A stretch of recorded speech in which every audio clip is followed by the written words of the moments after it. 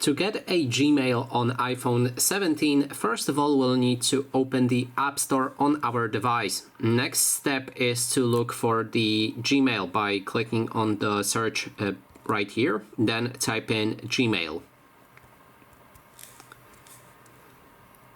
Here's the app that we want to get. Click on a Get button and then simply install it. Wait a moment until the installation process is done.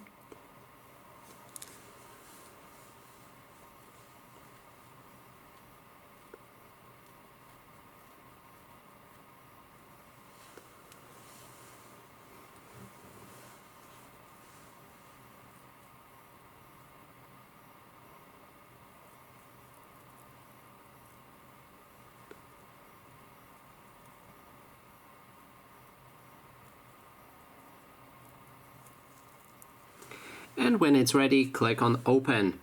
From here, you will need to sign in to your Google account. And here's our Gmail ready. So that is basically everything. Thanks so much for watching, and if you like this video, please consider subscribing.